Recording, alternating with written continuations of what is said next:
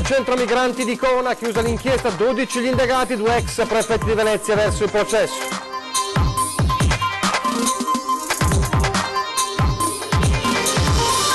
Dramma a Bovolone, bimba di 3 anni travolta dal pesante cancello di casa mentre stava giocando con il cane, la piccola in ospedale in gravi condizioni.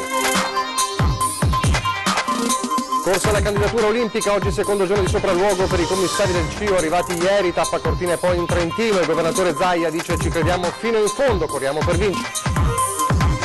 Per l'infortunio sul lavoro nel Trevigiano stamane, l'incidente in una falegnameria dello Pitergino Mottenso, operaio in prognosi riservata.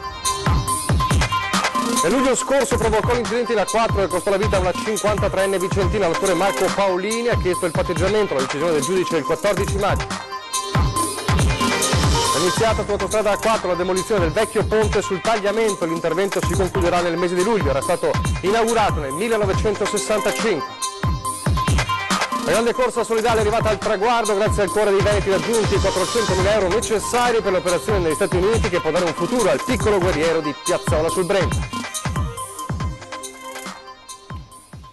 Telespettatori di Antena 3, buongiorno, ben trovati. La prima edizione dei nostri telegiornali, torniamo a parlare delle polemiche, del dibattito sulla gestione dei migranti, in particolare di un hub che a lungo è stato l'hub dei migranti, quello di Cona. Chiusa infatti l'inchiesta sulla gestione del centro migranti di Cona, ci sono 12 indagati, tra i quali 2 ex prefetti di Venezia.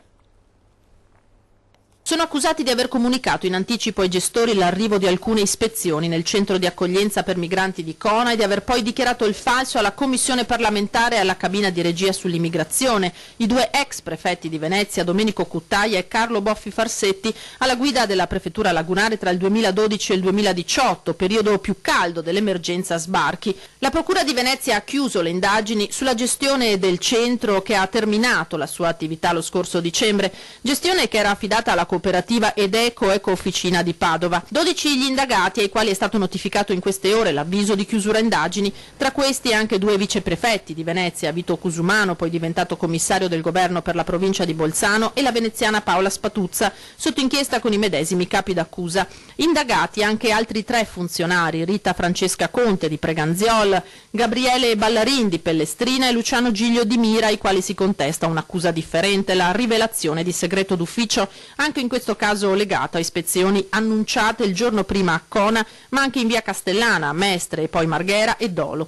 L'altro ramo dell'inchiesta, quello relativo alla frode contrattuale, riguarda principalmente i vertici della cooperativa. Sarà la procura ora a stabilire come procedere e a decidere se chiedere il processo per tutti e 12 gli indagati. Un dramma terribile a Bovolone, siamo nel Veronese, nel tardo pomeriggio di ieri, quando una bambina di 3 anni è rimasta travolta dal pesante cancello di casa, ora si trova ricoverata in gravi condizioni nell'ospedale Borgo Trento di Verona, dove è arrivata con l'elis soccorso ed è in prognosi riservata. Dicevamo, successo nel tardo pomeriggio di ieri.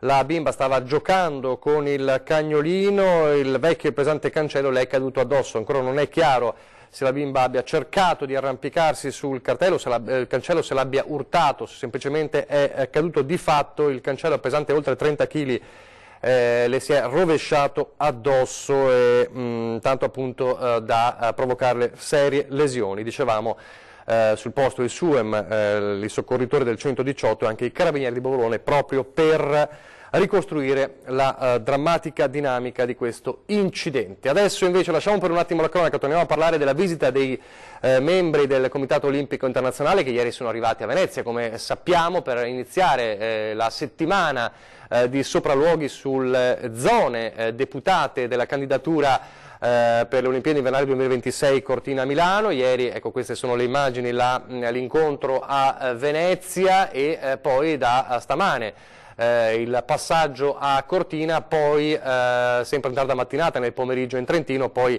ancora una giornata nel nord-est per poi passare alla Lombardia, quindi alla parte, diciamo, lombarda della candidatura. Settimana cruciale, dicevamo, mentre il sottosegretario Giorgetti ieri ha confermato che ci sarà la lettera di impegno del Premier Conte venerdì per finanziare le opere necessarie per completare l'iter, un iter sul quale il governatore Zaia da ieri, ma da tempo insomma, è molto fiducioso. Sentiamolo. Cosa abbiamo in più dalla Svezia, Presidente? Ma noi abbiamo intanto un hub degli sport invernali famoso a livello internazionale, il patrimonio dell'umanità che sono le Dolomiti UNESCO, abbiamo il sole, non dimenticatelo, abbiamo il sole, abbiamo il bel tempo, abbiamo neve, abbiamo infrastrutture e abbiamo oggi una campagna di investimenti paurosa. Pensate che abbiamo solo 242 milioni di euro investiti per i mondiali 2021 per le infrastrutture, cioè noi siamo in grado di consegnare alle Olimpiadi 2026 un contesto che è unico nel suo genere e che sarà assolutamente tagliandato al 100%. È ottimista? Io sono ottimista, guardate che già avere la commissione CIO, i valutatori, vuol dire che siamo sulla strada buona. Siamo a rush finale, il 24 giugno a Losanna diranno o noi o la Svezia e noi dobbiamo giocarsi tutte le nostre carte. Sappiamo che abbiamo un ottimo dossier, questo ce lo riconoscono tutti. Abbiamo avuto, secondo me, l'intelligenza, lasciatecelo dire, e anche la perspicacia di mettere in linea delle realtà uniche. Milano, una città a visibilità internazionale, con Cortina che è la sede degli sport invernali più famosa al mondo, il Veneto, il patrimonio dell'umanità, le Dolomiti, Venezia, con la Lombardia, Bormio e la Valtellina. E abbiamo le due province autonome, cioè un'Olimpiadi così corale non si era mai trovata nella storia delle Olimpiadi. Torniamo alla cronaca perché i vigili del fuoco stanno operando dal mattino per l'incendio divampato all'interno di un locale tecnologico dell'ospedale di Schiavonia di Padova. Nessuna persona è rimasta ferita o coinvolta. L'allarme questa mattina quando dei tecnici si sono accorti della presenza di fumo al secondo piano del padiglione B in prossimità del sottotetto. Le squadre accorse da Este, Abano e Padova con il nucleo NBCR hanno spento le fiamme nel locale di circa 20 metri quadrati che hanno interessato dei pacchi batterie del sistema UPS dell'ospedale. Al vaglio ovviamente le cause dell'incendio. Adesso torniamo a parlare purtroppo di infortuni sul lavoro, uno questa mattina a Meduna di Livenza. Un grave infortunio sul lavoro si è verificato questa mattina a Meduna di Livenza. Un dipendente investito da un muletto ha subito uno schiacciamento ed è stato ricoverato in prognosi riservata. L'incidente è alla ditta MV di via Corella alle 8:45. Per cause ancora in corso di accertamento, l'operaio ha subito uno schiacciamento di gamba e bacino. Le sue condizioni sono apparse immediatamente molto serie. Gli altri colleghi della falegnameria presenti al momento dell'infortunio hanno subito dato l'allarme facendo intervenire i soccorsi. Sul posto, vista la gravità della situazione, si è portato in pochi minuti l'elisoccorso del SUEM 118. Stabilizzato, il ferito è stato caricato a bordo e trasportato all'ospedale di Mestre. Carabinieri e ispettori dello Spisal si occuperanno ora di accertare eventuali responsabilità. La sicurezza stradale era il 17 luglio scorso, lo ricorderete, lungo la A4 alle porte di Verona, quando con la sua Volvo lo mise subito per un colpo di tosse, insomma perse il controllo della sua vettura e provocò l'incidente nella quale morì Alessandra Lighezzolo, 53enne vicentina. Parliamo dell'attore Marco Paolini. Ebbene, a distanza di 10 mesi, il 14 maggio, il GUP dovrà decidere appunto sulla richiesta del patteggiamento, che è avanzata dai legali dell'attore Marco Paolini. Non gli si contesta alcuna aggravante da parte della procura. Dicevamo appunto la richiesta è quella del patteggiamento dopo l'indagine per omicidio stradale che ha coinvolto l'attore Marco Paolini. E un altro schianto gravissimo questa mattina all'ora di punta tra uno scooter e un furgone nel Padovano.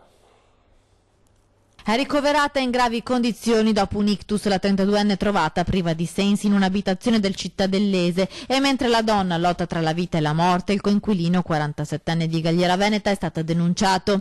In casa infatti sono state trovate droghe e munizioni. È stato proprio l'uomo a ritrovarle esanime rientrando in casa, ha allertato i soccorsi permettendo così di salvarle la vita. Le condizioni della 32enne però restano gravi. È stata colpita da un ictus cerebrale e si sospetta sia stato provocato da un'overdose di droga. Da prassi l'ospedale ha avvisato i carabinieri che hanno perquisito l'abitazione del 47enne. In casa c'era molta marijuana e non solo, sequestrati 52 grammi di infiorescenze, 10 lunghi steli essiccati, 10 semi e una dose, ma c'erano anche un bilancino per pesare e sminuzzare la droga. A peggiorare la situazione il ritrovamento di 3 siringhe, erano tra la cenere di una stufa, rovinate ma evidentemente usate, e oltre alla droga anche 4 proiettili detenuti illegalmente.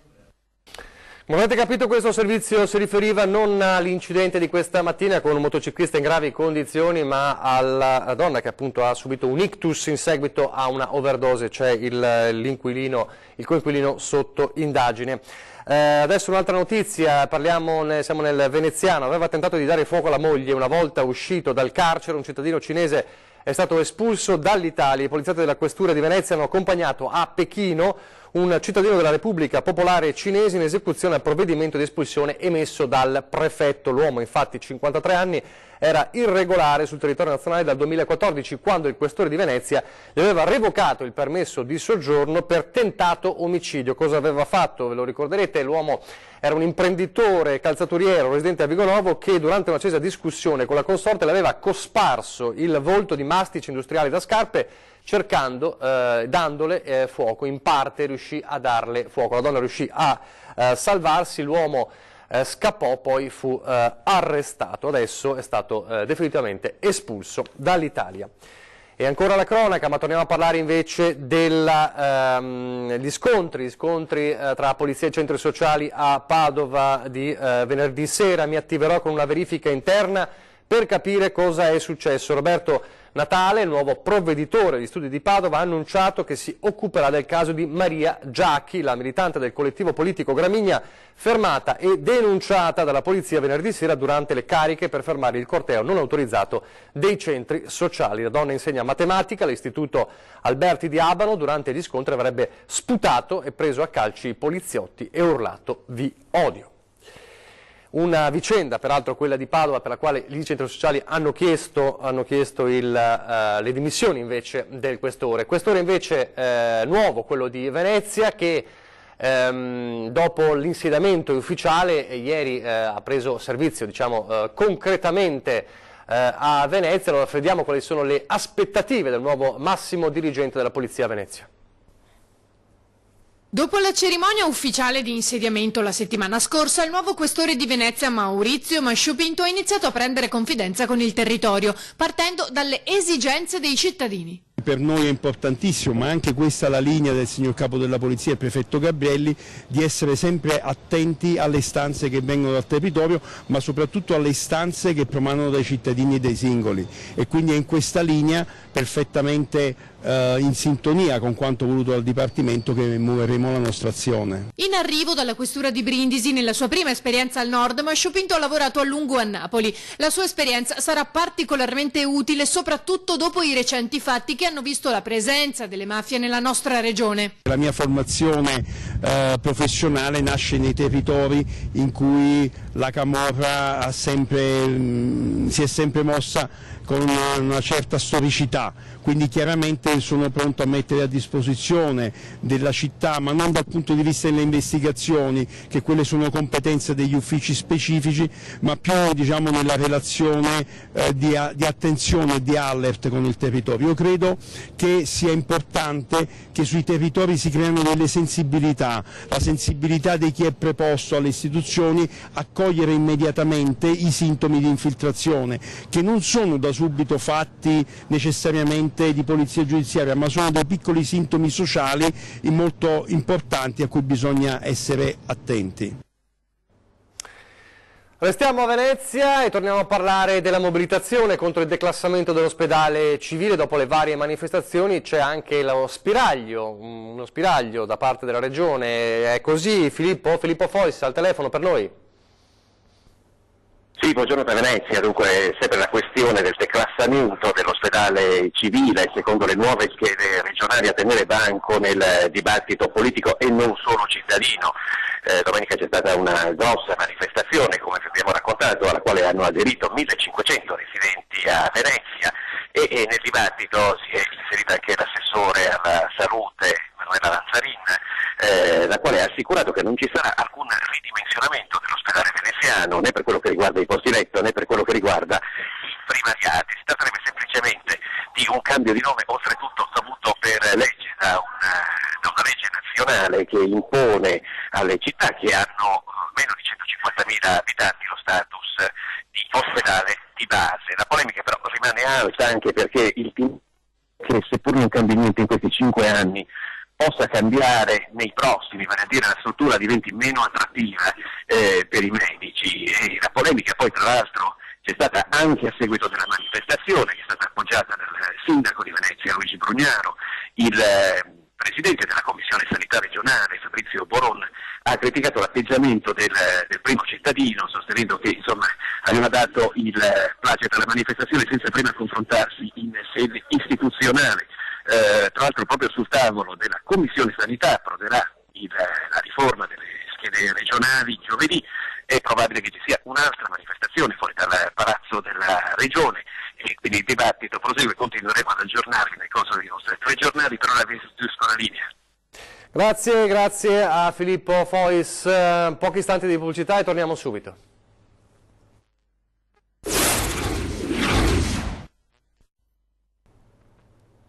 Eccoci in studio, la prima edizione dei nostri telegiornali per parlare dell'aeroporto Canova di Treviso, dell'ampliamento dell'aeroporto Canova di Treviso, in attesa dei numeri ufficiali della Commissione VIA di valutazione impatto ambientale e cautela da parte delle 2 amministrazioni comunali coinvolte, Quinto e Treviso.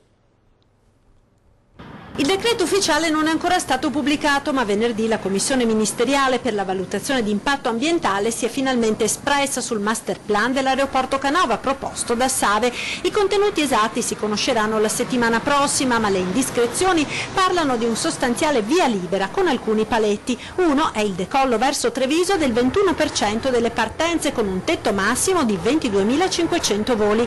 Il sindaco di Quinto, strenuo oppositore all'ampliamento, cerca di vedere il bicchiere mezzo pieno. Il dato positivo è che il 21% dei decolli saranno su Treviso, così è scritto, e quindi limiteranno i movimenti a meno di quello che è successo l'anno scorso, perché se noi andiamo a vedere Asse Aeroporti, che è l'unico sito ministeriale che dà i numeri dei movimenti, per l'anno 2018 ci sono stati 22.911 movimenti, quindi noi dal prossimo anno, se questo verrà rispettato e quindi questo sarà il nostro obiettivo, dovremo portare i movimenti a un numero minore di quello che è stato l'anno scorso e circa intorno ai 20.000. In attesa dei numeri ufficiali anche Treviso, che se confermati vedrà circa 2.400 voli l'anno decollare in direzione del capoluogo. Cercheremo di verificare quello che può essere fatto per mitigare al massimo l'impatto sulla città. È chiaro che in questa fase noi non abbiamo una posizione decisoria, quindi dovremo assoggettarci a quello che è poi la legge prescrive, l'ENAC e la Commissione VIA appunto che ha deliberato. Accolti positivamente da entrambi i comuni gli stanziamenti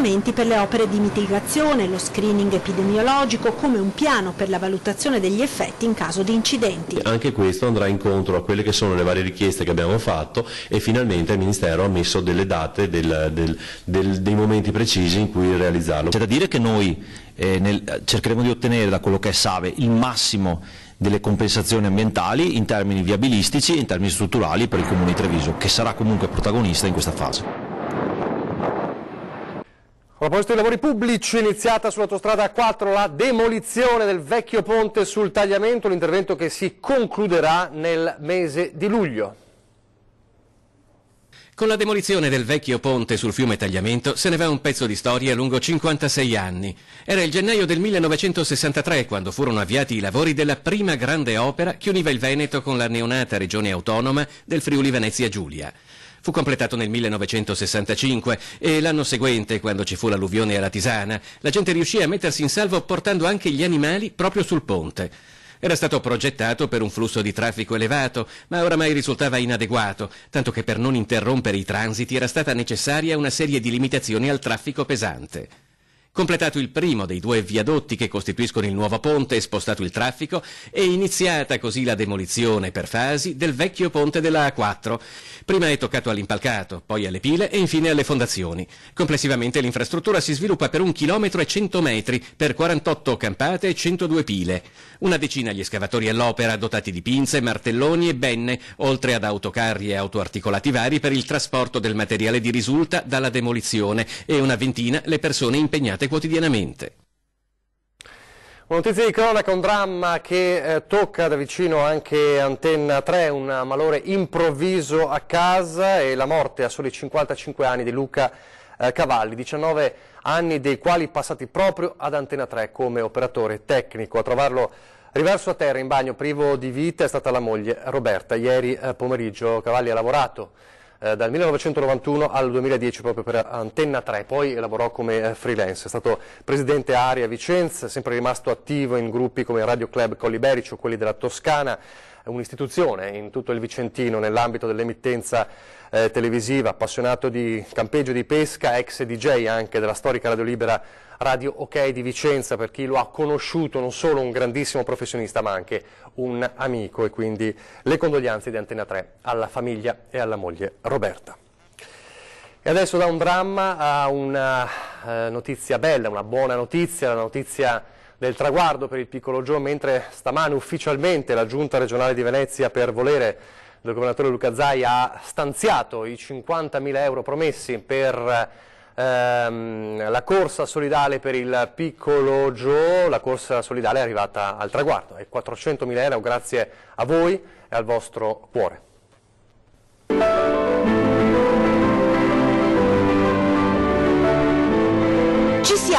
Ci siamo, queste sono le belle notizie che vorremmo darvi tutti i giorni, perché sono notizie che voi telespettatori ci avete aiutato a costruire e rendere concrete e reali. Traguardo raggiunto, si è arrivati ai 400.000 euro per l'operazione del piccolo Gio. Sembravano così lontani, eppure ora ci sono.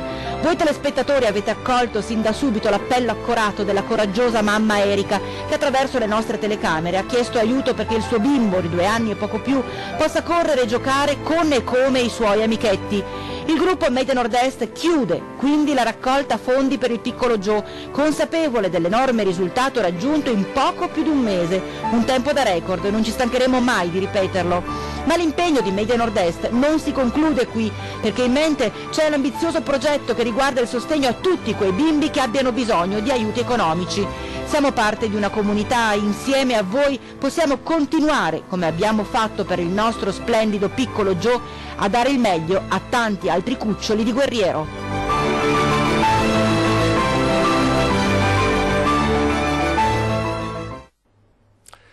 Siamo in chiusura, vi ricordo ore 13 fra pochissimo, questa sera 20:10 per tornare a parlare di attualità come sempre dopo i nostri telegiornali. Davvero tutto, vi lascio al meteo, grazie per averci seguito, arrivederci.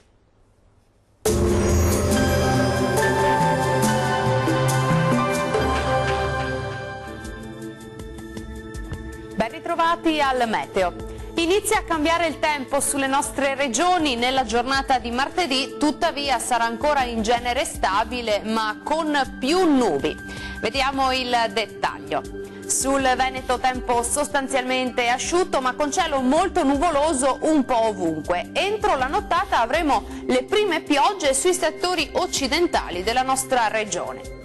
Temperature in lieve calo con minime comprese tra 4 e 11 gradi, massime tra 18 e 20 gradi circa. Sarà più soleggiato sul Friuli Venezia Giulia, quantomeno al mattino. Col passare delle ore il cielo tenderà a coprirsi e in nottata è atteso un peggioramento con l'arrivo di qualche pioggia. Temperature minime tra 9 e 13 gradi, massime oscillanti invece tra 18 e 21 gradi. Situazione simile sul Trentino Alto Adige, perché anche sulla nostra regione il cielo risulterà molto nuvoloso o coperto in giornata, poi durante la serata peggiorerà con qualche precipitazione via via più diffusa. Temperature minime sui 6 gradi, massime tra 18 e 19 gradi. Bene, dal meteo per ora è tutto, arrivederci.